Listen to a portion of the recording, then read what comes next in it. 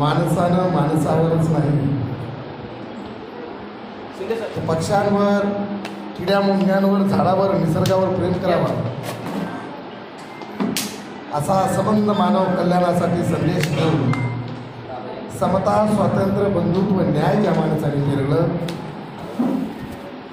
असे विश्वाचे विश्वशांतीदाता तथागत सिद्धार्थ गौतम बुद्ध यांना या ठिकाणी वंदन करतो.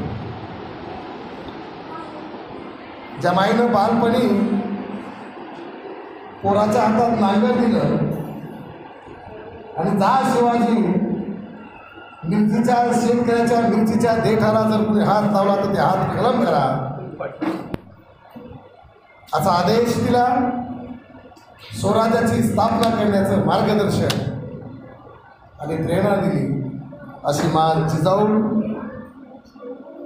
ज्या राजानं मार मान सांबार साळे देवी कोळी तलवार वडार धनगार मुसलमान ब्राह्मण अशा 12 पगड जातील आपल्या सोबत घेतलं आणि रयतेचं स्वराज्याचं तोरण बांधलं आणि मराठी माणसाला स्वाभिमानानं जगता यावं यासाठी स्वाभिमान दिला असा तुमचा माझा या महाराष्ट्राचा नव्या देशाचा राजा छत्रपती शिवाजी महाराज यांना या ठिकाणी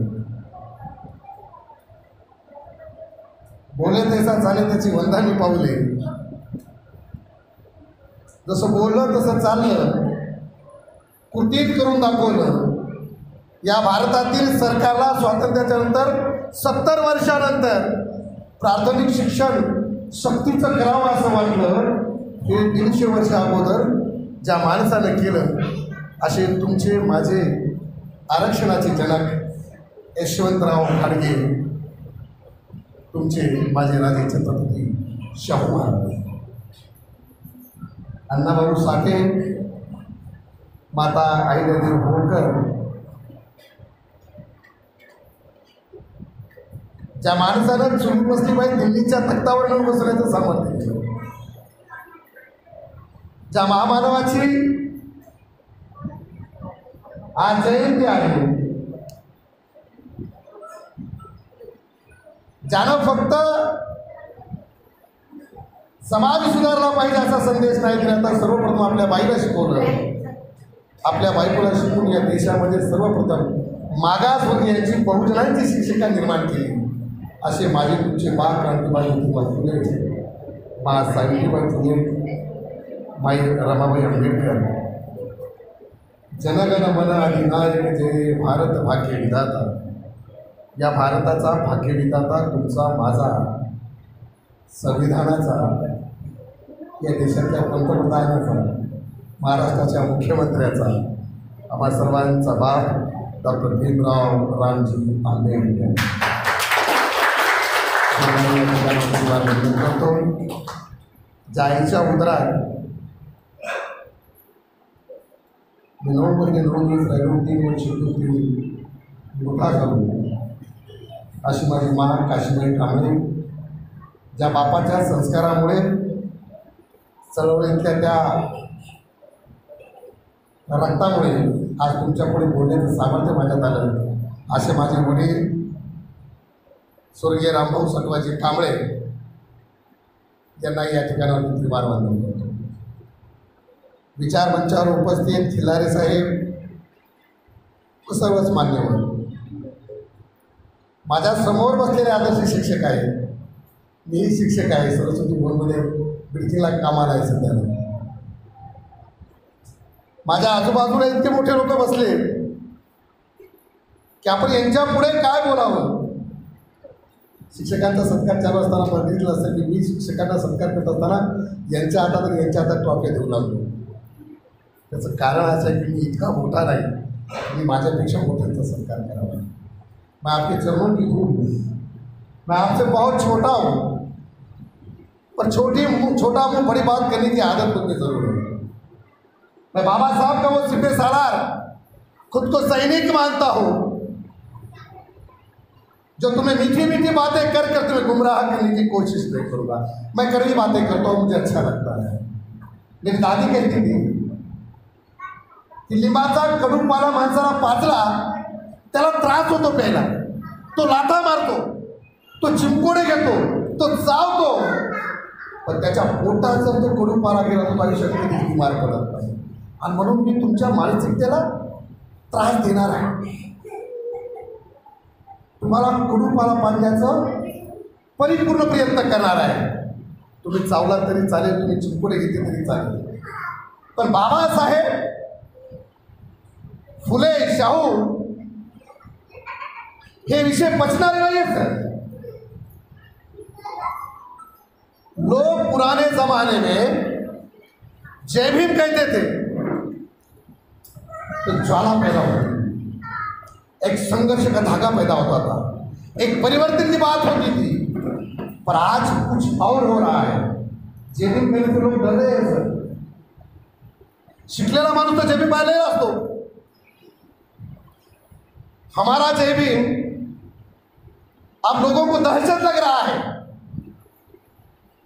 मी रेल्वेमध्ये एका दिवशी येऊ लागलो, 3-4 लोक बसले होते, चांगल्या गप्पा गोष्टी चालू होत्या. अचानक मला फोन आला आणि मी म्हणलं, हॅलो जय भीम दादा बोला. माझ्या आजूबाजूची माणसं थोडी थोडी सरकून बसले. लोक डर रहे हैं. अरे हा जय भीमचा आहे. बाबासाहेब का नारा जय भीम डर है, दहशत है. एखादा व्यक्ती अपार्टमेंटमध्ये एक 20-25 लोक राहत असतील, तिथं जर बोधाचा एखादा माणूस गेला आणि त्या 19 लोकांना जर कळालं की तो जय भीमचा आहे, लोक त्याला घाबरायला लागले. बुद्ध और बाबा साहब डरने का विषय हो सकता है क्या? इसके बारे में भी सोचना चाहिए. जय भीम ये भाईचारा है, जय भीम ये संगठन है, जय भीम ये मोहब्बत है, जय भीम ये बंधुभाव है. इसे फैलाने में, इसे समझाने में बौद्ध समाज सबसे फेल हो चुका है. ये मेरा आरोप उन लोगों पर है जो बाबा साहब के जय भीम का इस्तेमाल गलत कर रहे हैं. सर आता बोलता बोलता बोलले की बाबासाहेब डोक्यावर नाही, डोक्यात घ्यायचा विषय आहे. सर मला प्रश्न पडतो, फुले शाहू आंबेडकर, शिवाजी महाराज यांच्या जयंत्या किंवा हे लोक नाचण्याचा विषय असू शकतात. या इटखेड्यानं समजा ₹1,00,000 डीजे आणला, कांचनवाडीवाले लोग 2 लाखाचा डीजे लावतात. 1 रात की 2 लाख. और हम बाबा साहब के बच्चे हैं, जिस बाबा साहब को खाने के लिए लंदन के लाइब्रेरी में रोटी के लिए पैसा नहीं था, जो मेरा बाप अपने जेब में हाथ डालकर ब्रेड का टुकड़ा खाता था, भूखा रहता था, उसके बच्चे दलिंदर कहीं के उसके नाम पर 2-2 और 5-5 लाख का डीजे लगा रहे. ये बाबा साहब नहीं हो सकते. आज तुमच्याने आमच्या घरामध्ये अन्न शिजतंय, महिन्याभराचं महिन्या अगोदर राशन येऊन पडतंय. झोमॅटो फोनवर आपण अन्न मागून खातो.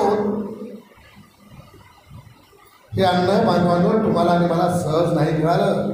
बाबासाहेबांनी यासाठी उपाशी राहावं. तुमचे लेकरांना सुखानं बसले, गाड़ी घोड़ी कपड़ा लता मकान, जिस शौक में आप जी रहे हो ना भाई, ये यूं ही तुम्हें और हमें नहीं मिला है. रमेश, राजरत्न, गंगाधर और हिंदू, 4 बच्चे मेरे बाप के, मेरे रमा माँ के इस मिट्टी में दफन हुए, तब जाके तुम्हें ये सुख प्राप्त हुआ है. तो इस सुख को हम जो उपभोग रहे हैं, आम्ही जे वापरतोय, यूज करतोय, आनंदाने राहतोय, ते रिटर्न आम्ही बाबासाहेबांना कसं देणार आहे, कधी देणार, याच्यावर हे सरकार कुठेतरी विचार झाला पाहिजे. केला रे सर. ज्या बाबासाहेबाला बैलगाडीतून उतरवलं, बघ आपण आपल्याला रागे, ज्या बाबासाहेबांना बैलगाडीतून उतरवलं, बाबासाहेब बैलगाडीतून उतरले, अपमानित झाले. अरे नालायक हो, तुम्हाला आज विमानात जाताना सुद्धा कोणाचा बाप उतरू शकत नाही. ही किसकी बदौलत है? ये मेरे बाप की बदौलत है. हे त्या बाबासाहेबांचं देण आहे. ज्या बाबासाहेबांचा मुलगा राजरत्न जेव्हा मारतो आणि लोक म्हणतात बाबासाहेब मौतेला निघायचंय, आता आपल्या अंतिम निघायचे, बाळासाठी, मृत्यूसाठी, या शवासाठी नवीन कपडा लागतो. कपड़े आना पैसे दिया। बाबा साहब जेब की कोट की जेब में हाथ डालते, देखते तो बाबा साहब की जेब में फूटी कौड़ी नहीं है। इसकी बदौलत ही है तुमच्या घरातली जर अलमारी खोली मायमावल्यावा 100 तर साड्या आहेत। एवढ्या असूनही सून असेल तुमची, तुम्ही असाल 14 एप्रिल आली मला साडी घेतलीच पाहिजे आणि तुम्हाला आताच सांगायले भांडायला ना मायमावल्यावा साड्याने कपाट भरलेत ना। अरे माझा बाप इंग्लंडहून येतो, बाबासाहेबांचा सत्कार असतो, बाबासाहेब सत्काराला येणार आहे। माझा नवरा 3 वर्षानंतर आलेला आहे। माझे भीमराव कसे दिसत आहे आणि मला माझ्या बाबासाहेबांची मूर्ती बघायची, मला बाबासाहेबांचं रूप बघायचं आहे, मला बाबासाहेबांचा चेहरा बघायचा आहे आणि मलाही त्या कार्यक्रमाला गेलं पाहिजे। रमाबाईची ती तळमळ तुमच्याकडे अलमाऱ्या आहेत, माझ्या माईकडे पेट्या होत्या, ती पेटी काढून पाहते एकही साडी तिची व्यवस्थित नाही, फाटलेले लुगडे शोधते आणि चुकून शाहू महाराजांनी केलेल्या सत्काराचा पेटा सापडतो। खिल्लारे सर माझी माहिती पेटा घालते, सभा चालू असलेल्या एका लिंबाझाडाच्या खालून मागून बघते, अरे पेटा घालणारी माझी माय जिच्या साड्या नाहीत, आज तुमच्या कपाटातल्या अलमारीतल्या साड्या ही माझ्या रमायची आणि बाबासाहेबांची होते। आणि आपण जागृत झालं पाहिजे। बड़ा एक वाक्य मैंने सुना था, पढ़ा है कि तू लड़ना नहीं तेरी चालेल पण विकला जाऊ। अब इसके आगे मेरे को तरफ सुस्ता है, मेरी तरफ कहीं आठवत। मैं तो ये कहना चाहता हूँ तू मतदान केलं नहीं तरी चालेल पण मतदान इकू नको। बाबा साहब ने बहुत मेहनत से मतदान का अधिकार तुम्हें और मुझे दिया है। गोलमेज परिषदेमध्ये बाबासाहेब गांधीचा वाद होतो, मतदान कुणाला दिलं पाहिजे, शिकलेल्या माणसाला भेटलं पाहिजे, ज्यांना नाही भेटलं पाहिजे त्यांना नाही भेटलं पाहिजे। आणि बाबासाहेब डिबेट करतात की या व्यवस्थेनं माझ्या समाजाला शिकू दिलं नाही तर माझ्या समाजाला मतदान करण्याचं कसं काय दिलं। बाबासाहेब भांडतात, मतदानाचा अधिकार घेतात आणि बाहेर येतात। पार्लमेंट बोर्डने समाप्त होती, बाहेर येताच इंग्लंडचे पत्रकार बाबासाहेबांना घेतात आणि म्हणतात Babasaheb what happen in the house because your face is very smiling। तुमचा चेहरा हसतोय बाबासाहेब, तुमच्या चेहऱ्यावर काहीतरी आनंद दिसतोय। मधात असं काय घडलं बाबासाहेब की तुम्ही इतके आनंदी झाला। बाबासाहेब त्याच्याकडे उत्तर द्यायला करतात तितक्यात दुसरा प्रश्न निर्माण होतो। दुसरा पत्रकार प्रश्न विचारतो, बाबासाहेब 1 मिनिट, तुमच्या चेहऱ्यावर मला एक गांभीर्य दिसतं, असं मधात काय घडलं बाबासाहेब की तुमचा चेहरा गंभीर आहे, तुम्ही विचारात पडले। व्हॉट इज दिस, ये क्या बात है। बाबासाहेब त्या दोन्ही पत्रकारांकडे बघतात, शांतपणे हसतात आणि पहिल्या पत्रकाराच्या पहिल्या प्रश्नाला बाबासाहेब उत्तर देताना म्हणतात आय एम इंडियन, मी भारतीय आहे आणि माझ्या देशामध्ये राजा हा माईच्या पोटातून निर्माण व्हायचा। आज तो अधिकार मी प्राप्त करून घेतलेला आहे की आता माईच्या पोटातून नाही तर मतदानाच्या पेटीतून राजा निर्माण होणार आहे। हे अधिकार मुलीच्या बाप होते आहे। तर बाबासाहेब त्या दुसऱ्या प्रश्नाला उत्तर देत असताना म्हणतात की पत्रकार मित्रा, मीही पत्रकार आहे, माझेही पेपर आहेत, मीही 2 पेपरचा संपादक आहे, पण मला तुझा प्रश्न खूप आवडला का तुझी सायकोलॉजिकल स्टडी खूप चांगली आहे। तुला माझ्या चेहऱ्यावर गंभीरता दिसते? हो, माझ्या चेहऱ्यावर गंभीरता आहे। ज्या समाजाला खायला भाकर नाही, घालायला कपडे नाही, ज्याला पैसे कसे असतात माहीत नाही, हा समाज उद्या मतदानाच्या अगोदर 1500 मटणाचे तुकडे, दारूच्या बाटल्या दिल्यानंतर हा मतदान विकतो की काय हा प्रश्न मला पडलाय। कारण एका मताची किंमत बाबासाहेब के लफ्ज आहे की एका मताची किंमत माझ्या माईची आणि बहिणीची इज्जत जितकी मोठी प्रिय आहे, जितकी मोठी माझ्यासाठी आहे, तितकी मोठी किंमत माझ्या मताची आहे, असं बाबासाहेब ठणकावून सांगतात। और उसी बाबासाहेब के बच्चे अगर 1000 और 500 के लिए खुद को बेच रहे हैं तो ये सबसे बड़ी शर्मिंदगी की बात है। 133 वर्षाची जयंती साजरी करत असताना सरांनी अतिशय सुंदर मुद्दा मांडला की तुमच्याकडे इतका पैसा आहे की तुम्हाला आयडिया गैर्या नत्तू खैऱ्याचे पैसे घेऊन बाबासाहेबांची जयंती साजरी करण्याची गरज नाही. पण त्यासाठी मोठं मन लागतं, त्यासाठी दानाची वृत्ती लागते, त्यासाठी माझ्या समाजाला मोठं करण्याची एक मनोमन प्रवृत्ती लागते. आणि ती प्रवृत्ती इथल्या महाराणमध्ये, ही महार शब्द खूप असं जबाबदारीपूर्वक वापरतो. यहाँ के महार जो है ना, महार जिन्होंने बाबा साहब ने देशो बौद्ध धर्म को भ्रष्ट किया है सर, खिला रहे सर कि बाबा साहब के विचारों का जो बौद्ध धर्म था वो तो मटन खाने वाला नहीं था, वो तो व्याभिचार करने वाला नहीं था, वो दारू भी पीने वाला नहीं था. पानाची पाता वेरमणी सिक्खापदम समाधी, भूसावादा वेरमणी सिक्खापदम समाधी. बाबासाहेबांना पातशील कशाचे दिले? अरे मी मटन खाणार नाही, मी दारू पिणार नाही, मी व्याभिचार करणार नाही, मी खोटा बोलणार नाही. हम लोग क्या कर रहे हैं भाई? वो मुसलमान अच्छे हैं जिनका फ्राइडे होता है, जुम्मा होता है, जुम्मा. तुम्ही जा एखाद्या कार्यालयामध्ये सहकार्याला बघा, जुम्मे के 1 या 1:30 बजे में किसी भी ऑफिस का आदमी रख दो, अरे साहेब को मस्जिद नमाज पढ़ाई के बोलते हैं, शुक्रवार है साहेब मस्जिद नमाज पढ़ाई के. संडे को क्रिश्चियन चर्च में जा रहा है, प्रेयर कर रहा है. हिंदू मेरा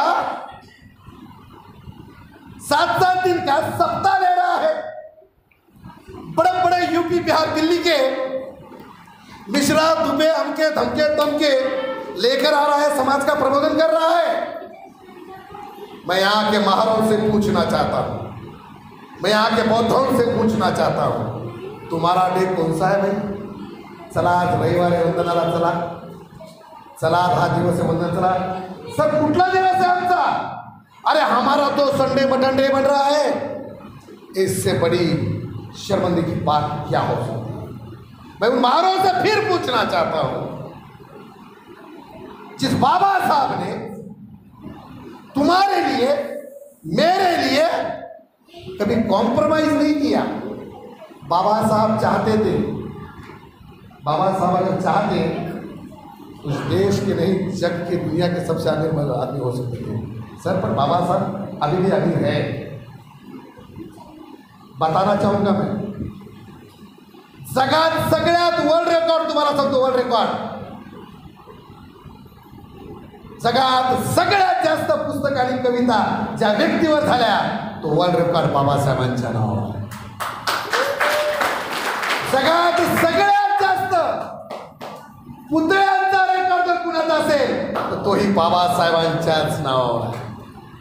जगातला एकमेव व्यक्ती ज्यानं बायकोसाठी नाही माय 2 रुपये आहेत बापा, पोराचं लग्न करायचे, सुने नारायण बांधे खोली बाजूला. बाबा साहब एकमेव व्यक्ति है जिन्होंने किताबों के लिए घर बनाया. ये भी रेकॉर्ड बाबा साहब के नाम पर है. जगातला एकमेव व्यक्ती ज्याने या भारतातील सर्व जाती धर्माचा अभ्यास केला. जगातला एकमेव व्यक्ती ज्यानं कधीच आपल्या स्वतःच्या चारित्र्यावर दाग लावू दिला नाही, लागू दिला नाही. लूसी प्रकरण लोग झूठ कहते हैं खिलाड़ी, ये लूसी वसी कोई नहीं थी बाबा साहब से प्यार करने वाली, आई लव यू बोलने वाली. सर ये बदनामी है हमारी. कशाला कोणी लूसीबाई न येईल आणि बाबासाहेब आई लव यू मुझे बहुत अच्छे लगते हैं आणि बाबासाहेब म्हणजे मला बहीण नव्हती बदल मैं बहीण. बाबा साहब को इतना समय नहीं था बाई मला बहीण नाही बदल मला बहीण नाही ती म्हणायला, आई लव यू म्हणली लूसी. गलत. बाबा साहब के बारे में ऐसा जो कोई भी वक्ता कहेगा उसे समझाओ कि मेरा बाबा साहब या मेरे बाबा साहब को आई लव यू कहने की ताकत किसी औरत में नहीं. बाबासाहेबांचं चारित्र, त्याच्या चेहऱ्यावरला तेज इतका डेंजर होता कि बाबासाहेबांसोबत दुश्मन खड़ा नहीं रह सकता था. मेरा बेचारा नंगा गांधी, उसकी तो हिम्मत नहीं थी बाबा साहब के सामने खड़े रहने की, तो बाकी की तो छोड़ दो. मैं फिर से आपको बताना चाहता था, इस देश के अंदर धर्म का, जात नाम का एक बहुत बड़ा तूफान आया आहे, तूफान. एक लय मोठं वादळ आलंय जातीचं, धर्माचं. केंद्रात बी सरकार तुमचीच, राज्यात बी सरकार तुमचीच, शहरात बी सरकार तुमचीच. तरी जर हिंदू खत्र्यात असेल तर तुमचे भडवे लोकप्रतिनिधी काय तिथं मग बसवलेत का? गृहमंत्री तुम्हारा है, प्रशासन तुम्हारा है, फिर भी हिंदू खतरे में है.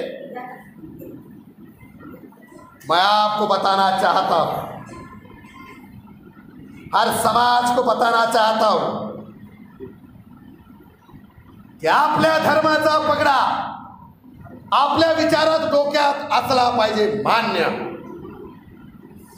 गीता हो, कुरान हो, बाइबल हो, अपने घर में पढ़ो, मोतीला लग्नाला वापरा, बिल्कुल मान्य. समता, स्वातंत्र्य और बंधुत्व, न्याय अगर तुम्हें हमें इस देश के अंदर मेंटेन करना है तो तुम सबसे मेरी गुजारिश रहेगी, सबसे विनती रहेगी. यहाँ के हिंदुओं को विनती है, यहाँ के क्रिश्चियनों को विनती है, यहाँ के मुसलमानों से विनती है, यहाँ के हर समाज को, यहाँ के ब्राह्मणों से भी बहुत मेरी विनंती आहे की बाबा तुमच्या धर्माचा पगडा तुमच्या डोक्यात असला पाहिजे. तो घरामध्ये राहू द्या, पण देशामध्ये चालत असताना, बाहेर चालत असताना भारतीय संविधानाचा पगडा तुमच्या डोक्यावर असला पाहिजे असं मला सांगायचं आहे. और सर, लोग बहुत ब्राह्मणों को गाली देते हैं. मैं आपसे बताना चाहता हूँ, शायद लोग भूल चुके हैं, कबीर पंथ को भूल चुके या कबीर को भूल चुके हैं. कबीर संत नहीं बता रहा हूँ, मैं सविता कबीर की बात कर रहा हूँ. सविता कबीर जो ब्राह्मण समाज की है, जिसके साथ मेरे बाप ने शादी की, डॉक्टर भीमराव रामजी अंबेडकर की वो मिसेस है. मतलब ब्राह्मण मेरी माँ है और सारे ब्राह्मण मेरे मामा है. तो हम लोग मामाओं को गाली क्यों दे यार? अब बस करना चाहिए. मामाला भेटा, त्याच्या गळ्यात पडा, प्रत्येक मामा संग असे संबंध करा की तो मामा बुद्धाचा आहे हा प्रचार आता झाला पाहिजे. हमने फुलेओं को अपना किया, माळीने उनको छोड़ दिया. शिकल्या सवयीला माळी फुलेंना मानतो, पण अजूनही ग्रामीण भागातला माळी फुल्यांना मानत नाही. तो त्यांचे कोणते संत आहेत ते माळी समाजाचे? सावता माळीला म्हणतात. आम्ही शाहू महाराजांना जवळ केलं, मराठ्यांनी त्यांनाही सोडलं. मैं आपको बताना चाहता हूँ, बहुत जिम्मेदारी से कह रहा हूँ कि ब्राह्मण हमारा मामा है, मामा से व्यवहार अच्छा रखो. मैं ये नहीं कहूँगा कि कल मामाओं को लोग छोड़ देंगे, नहीं छोड़ने वाले, क्योंकि उनकी विचारों की पकड़ इतनी डेंजर है. अजगर सांप कुंडली कम मारेगा, पर ब्राह्मण समाज के विचारों की कुंडली बहुत बड़ी है. मैं देखता हूँ एक रास्ते से जाते जाते किसी मुसलमान का किसी गाड़ी से एक्सीडेंट होता है, उसकी टोपी और दाढ़ी देख के 100 लोग उसके पास भाग के आते हैं. वो अपनी एकता बताते हैं. किसी के गले में भगवा है, उसका एक्सीडेंट हुआ है, वहाँ के सब हिंदू भाग के आते हैं, उनमें भी एकता है. मैं यहाँ के बौद्धों से पूछना चाहता हूँ, तुम्हारी एकता कहाँ है? बाबासाहेब म्हणतात शिका, संघटित व्हा आणि संघर्ष करा. वो संघटन हमारा कहाँ है? आमचं तर येण्यावरच आहे. ते गवडे सर कार्यक्रम घेऊन आला, बनसोडे कार्यक्रम घेऊन आला, ते लई शहाणे झाले तर, आणि तेच कार्यक्रम घेतात आणि आम्हाला तर बोलवतच नाही, आणि आमचा तर काही संबंधच नाही, आणि त्याचाच कार्यक्रम आहे आणि त्यालाच करू द्या, आणि त्याचं काय खरं आहे आणि याचं काय खरं आहे. मैं आपसे विनती करना चाहता हूँ, समाज में काम करने वाले लोगों के पीछे रहो, उन लोगों को सपोर्ट करो, त्यांच्या पाठीमागे उभे राहा. हे लोक काही येडे आहेत का? ज्यांना बायका लेकरं नाही आहेत का? ज्यांना माय नाही आहे का? ज्यांना लेकरांची जबाबदारी नाही आहे का? ज्यांना घराची जबाबदारी नाही का? ही जबाबदारी असूनही ती तुमची आणि आमची आणि समाजाची जबाबदारी विचार उचलण्याचं काम करतात. हॅट्स ऑफ अनिल जी, इस काम के लिए हमारी तारीफ. काम करणाऱ्या माणसाच्या पाठीमागे उभे राहा. दादा आपने बहुत अच्छा वाक्य कहा कि मुझे बड़े अच्छे लोगों ने धोखा दिया है. बाबासाहेब को धोका दिया है. हेमा तुझ्या मताचे जर 5 लोक असते, तलवारींचे तयाचे न्यायाचे लोक असते, वो 5 लोग कौन है? मैंने बहुत सोचा, सोचने समझने के बाद मुझे एक बात याद आई। वो 5 लोग मेरे विचारों से, आप लोग उससे सहमत हो या नहीं मुझे पता नहीं, पर वो 5 लोगों में का सबसे पहला व्यक्ति है बंते जी, भिक्खु संघ।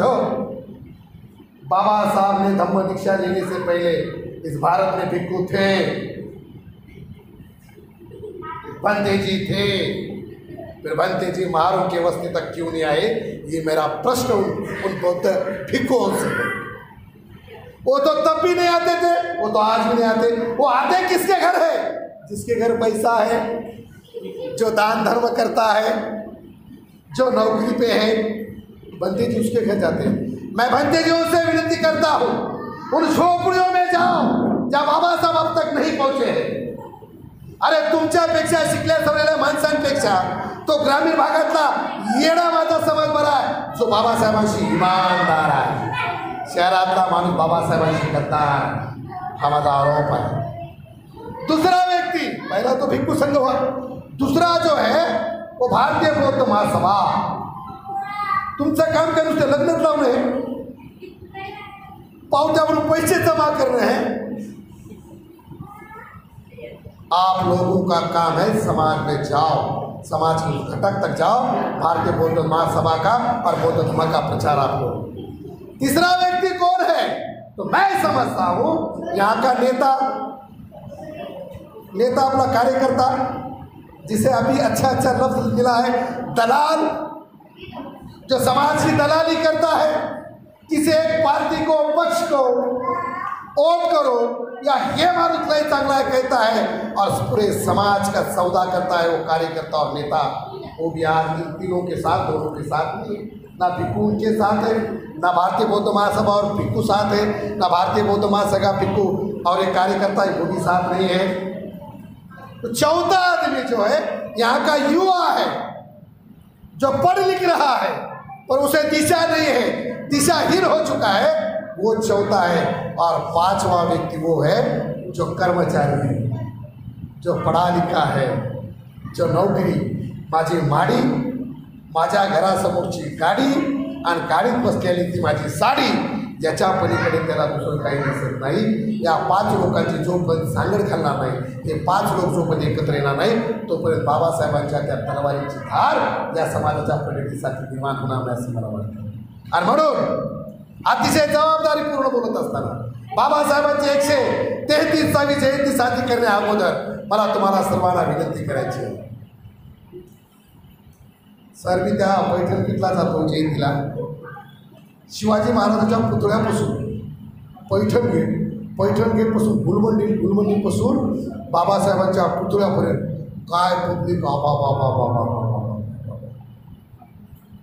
पण निवडणुकीला कुठं जाते काही कळत नाही। एक बार ईमानदारी से वोट किया, औरंगाबाद का इतिहास बदल डाला। ये यूनिटी थी ना, वो एकता थी। मैं समाज से गुजारिश करता हूँ, मैं किसी नेता को वोट करो ये मैं नहीं कहूँगा, क्योंकि मैं बाबा साहब के विचारों को गद्दारी करने वाला भड़वा नहीं हूँ। मैं बाबा साहब के विचार करने वाला कड़वा हूँ। सच कहता हूँ कि आप यूनिटी में रहो, एकता में रहो, जात पात धर्म भेद बाजू में रख दो। जाती पातीच्या पलीकडे बाबासाहेब आहे, धर्माच्या पलीकडे बाबासाहेब आहे, आणि ते बाबासाहेब आता तुम्हाला मला पोहोचवायचे। सर, ते पेन्शन देणारे बाबासाहेब, नदी प्रकल्प सांगणारे बाबासाहेब, माझ्या शेतकऱ्याला आत्महत्या करण्याची वेळ आली नसती तर बाबासाहेबांनी सांगितलेला नदीजोड प्रकल्प झाला असता। या महाराष्ट्रामध्ये जेवढे शेतकरी आज आत्महत्या करत आहेत किंवा शेतकरी जो व्याजाने आणि कर्जाने बुडलेला आहे तो तसा झाला नसता तर बाबासाहेबांचा नदीजोड प्रकल्प झाला असता। ते बाबासाहेब लोकांपर्यंत पोहोचा, बाबासाहेब तेही लोकांपर्यंत पोहोचा। 2 भावांच्या शेतीसाठी भांडण चालू आहे, भावाचा खून करायला तयार झाला आहे आणि माझ्या भावाची धुरावर शेती गेली म्हणून भावाला फाडण्यासाठी जो कोर्टात शेतकरी चाललाय तो अधिकार देणारा भारतीय संविधानाचा बाप बाबासाहेब त्यांच्यापर्यंत पोहोचवा। बाबासाहेब तेही त्यांच्यापर्यंत पोहोचवा। ज्या अंबानीनं, टाटा, बिर्ला यांनी करोडो लाखो रुपयाचं कर्ज बँकेकडून घेतलंय ते बँकेकडून कर्ज देण्याची सवलत बाबासाहेबांनी दिली, तोही बाबासाहेब लोकांपर्यंत पोहोचवा. दवाखान्यामध्ये पेशंटला ट्रीटमेंट करताना जर पेशंट गेला तर डॉक्टरवर जीव घेणं हल्ला केला तर त्या लोकांना जेलमध्ये घातल्या जातं, तो अधिकारसुद्धा बाबासाहेबांनी दिला. हे बाबासाहेब लोकांपर्यंत पोहोचले पाहिजे. बाबासाहेब लोकांपर्यंत एवढे पोहोचले, बाबासाहेब वृद्धाचे जयभीमचे, आणि त्यांनी बाबासाहेबांनी त्यांना आरक्षण दिलं. अरे आरक्षण काय फक्त महाराज नाही का? इथल्या मागाला नाही का? इथल्या चांबाराला नाही का? इथल्या कुंभ्याला नाही का?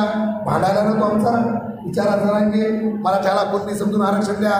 ये किसने दिया है? बाबासाहेब ने दिया है. बाबासाहेब ने तो ब्राह्मणों को आरोपण को तो 52% दिया है सर. 48 वाले एक नाही, 52% वाले एक आहे. ते मिळेल का आमच्या 52% काय येऊ? ते तर ते ओपन बघून महाराज नाही आला तर चालतंय, मुसलमानाला आला तरी चालतंय, ख्रिश्चन आला तरी चालतंय, जैन आला तरी चालतंय. या सर्वांना आरक्षण बाबासाहेबांनी दिलं. तेवढाच बाबासाहेब आम्हाला माहीत आहे. म्हणून तुम्हाला विनंती करायची आहे, बाबासाहेब फक्त आरक्षणवाले नको, बाबासाहेब ते लोकांपर्यंत पोहोचू द्या ज्या बाबासाहेबांनी भारतीय संविधानामध्ये तुम्हाला आम्हाला शिक्षणाचा अधिकार दिला आहे. बाबासाहेब तेही लोकांपर्यंत पोहोचू द्या, पोरींपर्यंत पोहोचू द्या. माय तू शिक 18 वर्ष झाल्याशिवाय तो लग्न घेऊ देत नाही किंवा लग्न आम्हाला करता येत नाही, हे बाबासाहेबांना तुम्हाला दिलंय, हे त्या पोरीपर्यंत पोहोचू द्या, त्या पोरांपर्यंत पोहोचू द्या. 12-18 वर्षाचा झालास तुला या देशाचा लोकप्रतिनिधी निवडण्याचा अधिकार, आणि 21 वर्षाचा झाला तर तुला तुझी जीवनसाथी निवडण्याचा अधिकार. ती कुठल्याही जातीची, कुठल्याही धर्माची, कुठल्याही पंथाची असू दे, लव्ह मॅरेज करण्याचा अधिकार तुला बाबासाहेबांना दिला आहे. ही गोष्टसुद्धा आता तरुणांपर्यंत पोहोचली पाहिजे. आणि म्हणून बाबासाहेबांची जयंती साजरी करत असताना, महात्मा फुल्यांची जयंती साजरी करत असताना आपल्या सर्वांना मी माझ्या वतीनं, माणुसकी फाउंडेशनच्या वतीनं, श्री सरस्वती बहुशिक्षण संस्थेच्या वतीनं आणि माझ्या कांबळे परिवाराच्या वतीनं आपल्या सर्वांना खूप खूप शुभकामना देतो. बोलत असताना काही चुकलं असेल, काही मागलं असेल, कुणाच्या भावना दुखल्या असतील तर त्या खुशाल दुखल्या पाहिजे. मी काय तुमच्या बापाची